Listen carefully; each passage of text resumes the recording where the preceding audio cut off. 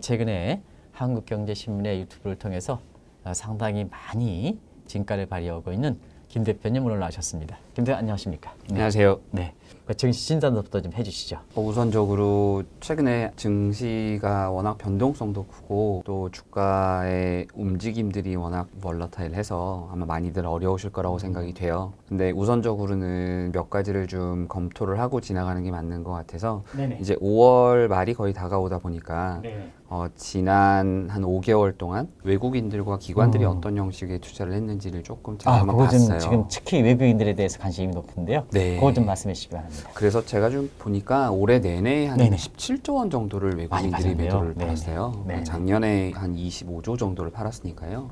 벌써 한 50%가 훨씬 넘었네요. 네, 그러니까 굉장히 많이 매도를 했던 거죠. 이제 그런 부분들이 결국은 한국 증시 자체가 3,200, 3,300을 뚫고 올라가지 못했던 네네. 가장 큰 이유였는데요. 아무래도 외국인들이 작년 연말부터 시작해서 삼성전자랑 SK하이닉스를 굉장히 많이 매수를 했었잖아요. 네네네. 하반기에 제 기억으로 한 12조 정도가 매수가 들어왔던 걸로 기억을 두 하는데 종목에? 네네. 두 종목에 아마 거의 한 6조 정도가 6조 들어갔을 정도? 겁니다. 네. 네. 근데 그 부분들을 이제 실질적으로는 올해 들어오면서 주가가 좀 많이 올랐다 보니까 그에 대한 매도세들이 많이 나왔었고요. 네네. 이제 그러다 보니 외국인들의 한 17조 정도 매도가 나왔다라고 네네. 생각이 드는데 그 가장 중요한 이슈 중 하나도 우리나라 저번에도 계속 말씀드렸지만 이제 MSCI 지수 내에서의 네네. 한국 비중 자체가 점점 줄어들고 있다. 네네. 중국이 점점 늘어나고 있다. 네. 라고 하는 부분 때문에 그런 것 같습니다. 5월 27일 장 마감에 MSCI 지수 변동에 관련된 종목들이 편출되는 만큼 지수에서 매수가 들어오게 되거든요. 근데 여기서 중국 종목들이 대략 한 60종목 정도가 편입이 됐고요. 열 몇 종목 정도만 빠지게 돼서 네네. 실질적으로는 40종목 이상이 그 플러스가 나게 됐어요. 그러면 오히려 그 국내 증시에서 그만큼 이렇게 상향 편입되는 게 적으면 네. 한국에서 중국 자금이 빠져나가겠지 않습니까? 네, 그런 부분들 때문에 네네. 결국은 외국인들의 매도세가 계속 지속되는 것이 아닌가라는 하나의 부분이었고요. 네네. 두 번째는 반도체 섹터에 대해서 한국 반도체 애널리스트들 모두가 올 초만 하더라도 10만 전자, 11만 전자를 외쳤었는데 슈퍼사이클. 그렇죠. 네네. 그런 그 슈퍼사이클 얘기들이 굉장히 많았었는데 오히려 올해 이제 실적을 열어보고 외국인들의 투자 패턴들을 보면 네네. 오히려 반대의 상황이 나타나기 시작하고 지금 이제 애널리스트들은 다시 이제 삼성전자의 그 목표 주가를 계속 지금 하향하고 있는 오히려 내리죠. 네. 그런 모습들을 보이고 있거든요. 근데 그런 부분들이 애널리스트도 신이 아니기 때문에 그리고 시장의 바람 자체가 어떻게 변경될지는 정말 아무도 모르는 것 같아요. 그러니까 네. 그 1월 달만 하더라도 모두가 10만 전자를 외쳤었는데 네네. 그때 외국인들은 계속 팔고 있었단 말이죠. 그래서 네네. 그들이 그러면 더 의사결정이 빠른 부분인 건지 정보가 더 많은 것인지는 잘 모르겠지만 어쨌든 외국인에 의해서 우리나라의 증시가 많은 영향을 받았던 것은 사실인 것 같고요. 네. 그리고 최근에 또 이 전문가라는 사람이 한미 정상회담 결과 네. 뭐 최대 수혜주, 뭐 반도체, 배터리 뭐 이렇게 해가지고 대형 업체들이 가니까 주가가 4,100 간다 이렇게 얘기했지 않습니까? 이런 대목을 좀 말씀해 주시기 바랍니다. 결과가 좀 안 좋은 것 같아요. 네네. 말씀해 주시기 그렇죠. 바랍니다. 아무래도 뭐 소문난 잔치에 먹을 것 없다라고 하는 그 속담을 아마 그대로 반영한 것이 아닌가 생각을 네네. 하는데요.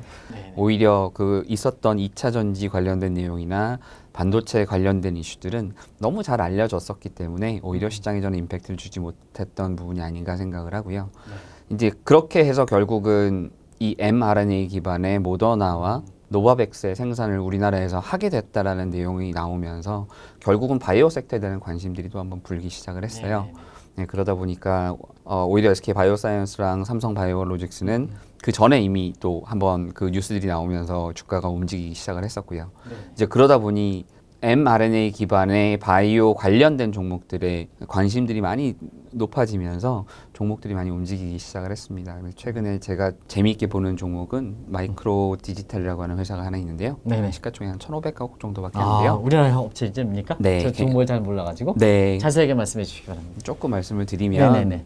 이 회사는 결국은 이게 mRNA 기반이 됐던 다른 어떤 백신 기반이 됐던 네네. 그 백신의 세포들을 배양을 하기 위해서는 배양백이라는 게 필요한데요. 네네. 이 배양백 시장 자체는 대략 글로벌리는 지금 규모가 한 30조 정도 가까이 될 거예요. 굉장히 큰 시장입니다. 근데 이 시장 자체에서 지금 만드는 여러 배양백들을 외국 회사들이 거의 대부분 다 독점을 하고 있어요. 근데 그 부분에서 국내에서 처음으로 이 기술을 국산화시킨 회사이고요. 지금 현재 매출은 굉장히 적고 그리고 기술 특례 상장을 했던 회사이기 때문에 지금 당장 매출은 큰 부분은 없습니다. 근데 그 부분이 대단히 전 중요하다고 생각을 해서 재미있게 봤었고요. 향후에 증시 흐름 관련해서 주가 전망보다도 투자자들이 이럴 때는 어떻게 해야 되는 건지 좀 말씀해 주시기 바랍니다. 우선적으로는 지금 시장에서 가장 중요한 이슈들이 몇 가지가 있는데요. 첫 번째는 5월 효과는 뭐 이미 지나갔다고 생각을 해요. 그러니까 5월 달과 10월 달이 12개월을 놓고 봤을 때 가장 어려운 두 달이라고 얘기를 많이 하거든요. 네, 그 부분들은 지나갔으니까 어려운 시점은 좀 지나가지 않았나라는 생각을 하고 있는데요. 이제 중요한 부분이 뭐냐면 4월 달에 FOMC 미팅에서 예상하지 못했던 단어들이 불쑥 튀어나왔어요. 결국은 테이퍼링에 대한 논의를 시작을 해야 된다는 이야기들이 나오고 이런 부분들을 어떻게 보면 공론화해야 된다는 얘기들이 미니트에 실리기 시작을 하면서 시장이 굉장히 많은 우려를 지금 하고 있거든요. 6월 15, 16일이 맞을 겁니다. 그 FOMC 미팅이 지금 스케줄이 되어 있고요. 이때에 이제 그 발언된 내용들의 미니트가 7월 1일 날 이제 공시가 될 건데요.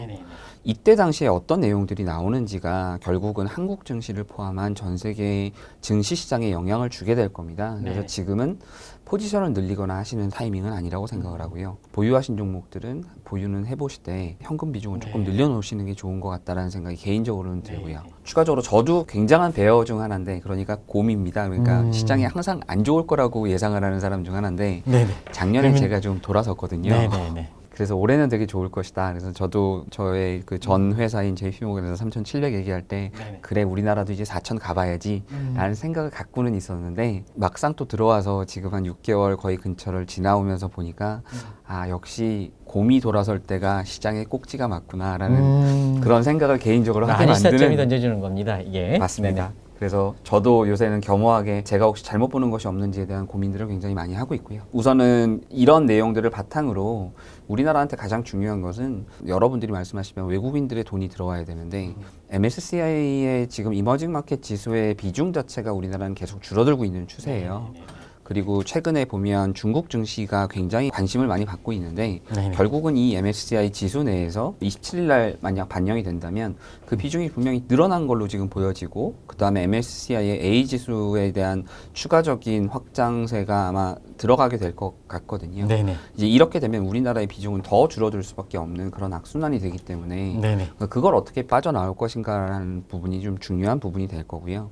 두 번째로는 금리 인상이라고 하는 내용들이 나왔을 때 기술주들이 가장 많이 타격을 받게 됩니다. 이제 그 부분 때문에 우리나라는 어떻게 보면 나스닥과 같이 가장 영향을 많이 받을 수 있는 그 영향권 안에 있는 것이고 최근에 보면 대만 같은 경우가 지수가 하루에 9% 하락을 하는 역사상 있지 않았던 그런 변동성이 굉장히 많이 커졌었거든요. 그리고 TSMC 같은 경우도 하루 만에 주가가 8%씩 빠지는 대표주인데.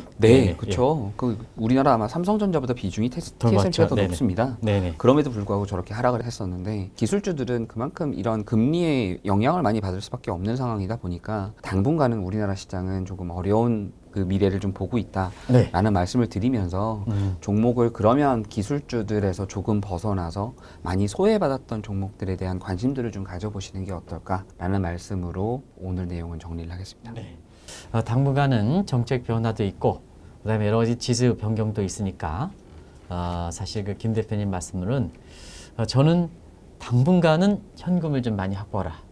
이런 쪽에 참고적으로 미국의 투자에 고려하는 워렌 버핏도 최근에 보면 현금 비중을 높이고 있다 하는 그런 말씀으로 정리하면서 다음에 뵙도록 하겠습니다. 감사합니다.